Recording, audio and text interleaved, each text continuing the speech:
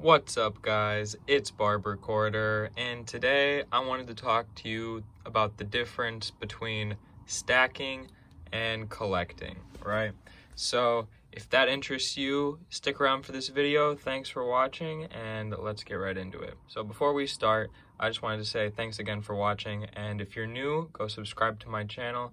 If you're interested in precious metals, jewelry, silver, gold, platinum, anything really, anything precious metals related, like this video and subscribe for more content down below.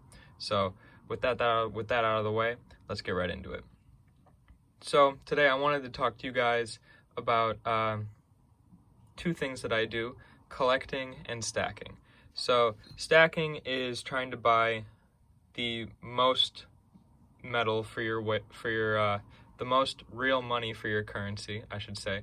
This is not let me make this disclaimer first. This is not financial advice. This is purely entertainment purposes and my thoughts. So with that being said, stacking silver is getting the most silver you can for the cheapest price and setting that off to the side and having it as like a second savings account that you add to, and it's there for emergencies or for whatever you would like.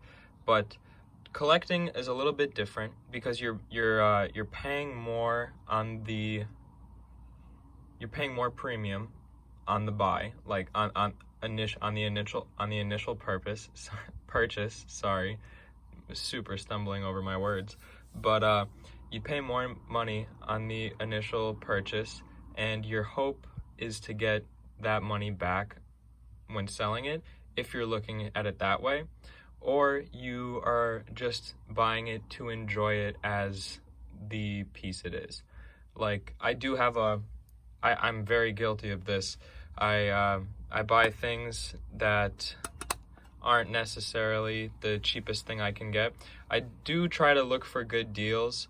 I won't go completely crazy, but a lot of the stuff that I like happens to be a little bit higher premium, like stuff like this. This is definitely higher premium, but this falls kind of in the category of stacking more because it is actual fine silver.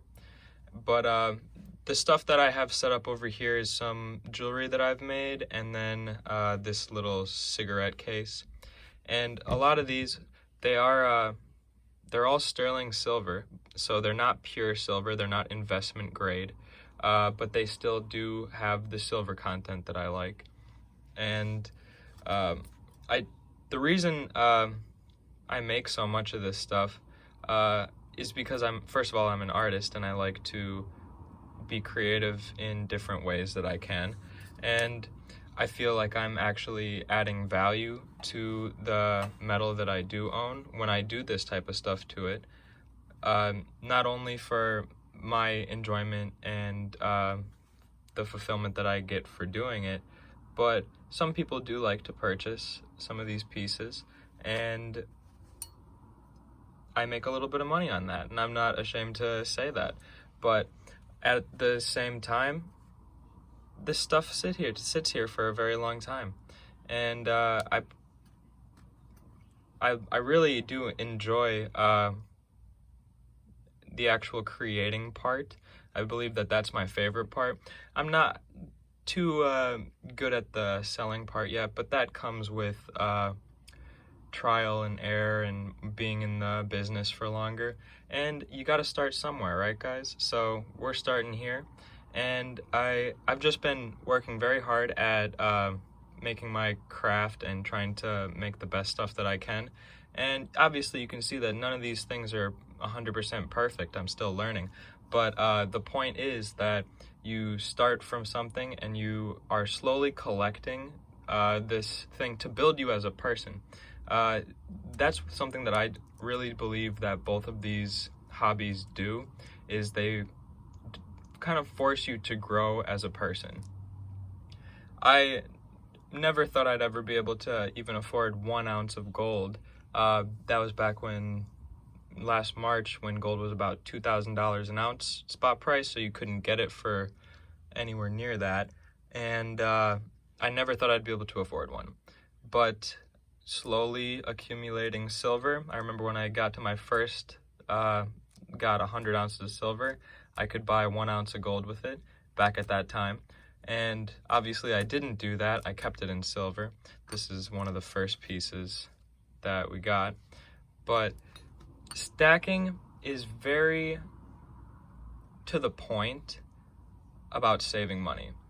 Collecting is very subject to changes in people's willingness to buy what you have, because it's not 100% guaranteed that you're going to have a buyer for these things.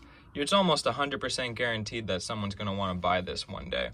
And that's just the way that it kind of is. Someone will probably buy this stuff one day for just the silver value alone, melt it down and put it into a huge bar. And the guy that I actually bought the sterling from, he didn't like the idea of it getting melted down into a big bar. So when I told him that I would be making jewelry out of it, he liked that idea much better, because it has a whole new lifetime, or a whole nother life to live in this state. And I do believe that adding value in that way isn't necessarily like true value, because it's only worth the silver that it's made out of.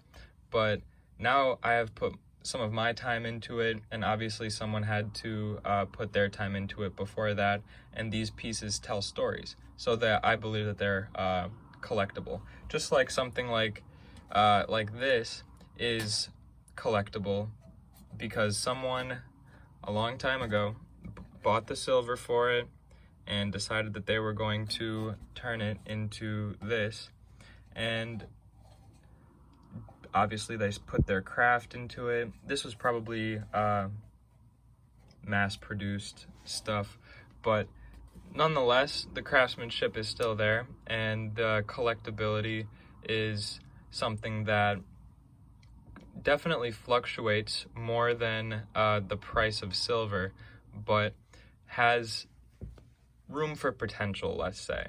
So that's my thoughts.